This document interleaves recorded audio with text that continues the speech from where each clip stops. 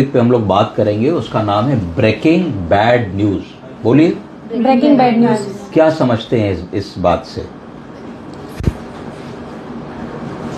अगर किसी के घर में कोई बड़ी बीमारी आ जाए या कोई घटना हो जाए तो उस दुखद खबर को घर के बुजुर्ग के साथ शेयर करें कि ना करें, कैसे करें, कितना करें, ये बहुत आवश्यक है। बहुत बार ऐसा देखा जाता है कि भाई लोग बाग बुजुर्गों के साथ बात शेयर करने में डरते हैं जी। और कहते हैं कि अरे उनको पता लगेगा तो धक्का लग जाएगा, शॉक लग जाएगा, नहीं बताएंगे, बाद में धीरे धीरे पता लग जाएगा। तो क्या सही है, क्या गलत है? आपके हिसाब से क्या होना चाहिए कि भाई अगर एक बुजुर्गवार हैं, 80 साल के हैं, अगर उनके बच्चे को कुछ हो गया, खबर आई परिवार में, तो परिवार के पास दो विकल्प हैं कि भाई हम बाबूजी को बता दें सारी बात या बाबूजी को ना बताएं। उनका जस्टिफिकेशन होता है कि ना बताने से बाबूजी को कम से कम वो तनाव नहीं रहेगा कि मेरे जीते जी मेरे फैमिली मेंबर के साथ ये हो गया, और उनकी तबीयत खराब हो सकती है क्योंकि वो जल्दी बीमार हो जाते हैं, तो हम उनको नहीं बताना चाहते। तो आपका क्या व्यू है इसके बारे में, क्या होना चाहिए? नहीं बताना चाहिए। आप बताइए। श्योर से नहीं बताना चाहिए क्योंकि ऑब्वियस बात है, वो अगर तनाव ले रहे हैं, उनकी तबीयत खराब हो रही है, तो काफ़ी सारे रीजन। देखो ये डिबेट का विषय है, जैसे तुमने कहा नहीं बताना चाहिए। अब एक बात आती है कि उस आदमी की भी तो अपनी कोई डिग्निटी है, कोई सेल्फ रिस्पेक्ट है, और एक शब्द होता है ऑटोनॉमी। उसका क्या मन है?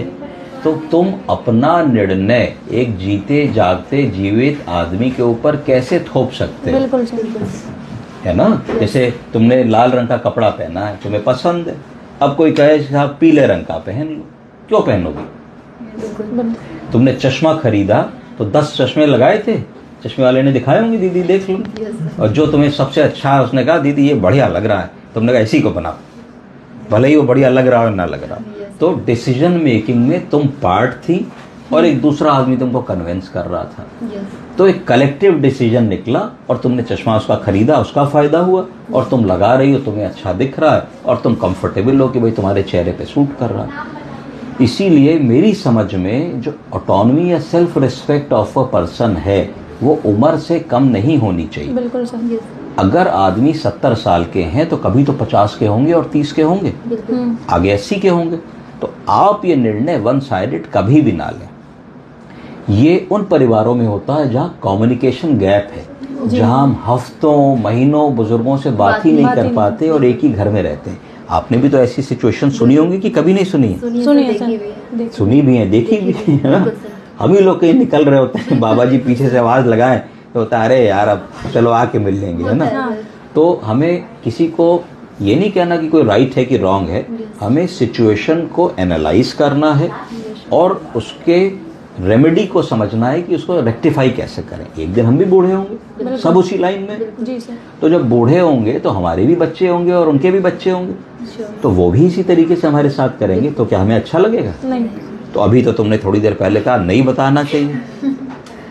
तो इसी वजह से किसी भी चीज़ का निर्णय लेने से पहले, किसी भी चीज़ का एक आउटकम लगाने से पहले, किसी भी चीज़ का एक जजमेंट देने से पहले कभी भी जजमेंटल मत बनो।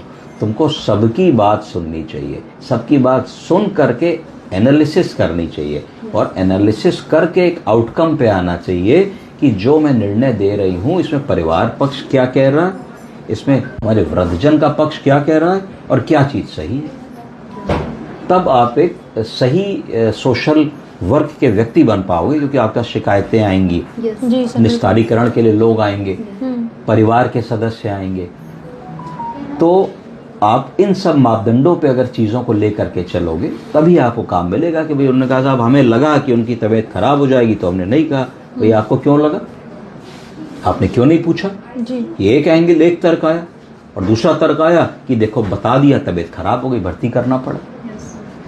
सो all these things are very delicate, और उतनी डेलिकेट चीज़ों को सुलझाने के लिए बहुत सारा पेशेंस और रीडिंग और एक्सपोजर और टाइम चाहिए। We have to give time, we have to be patient and we have to be honest. जी सर। ठीक है, समझे आप लोग कुछ? जी sir. Thank you. Thank you so much sir.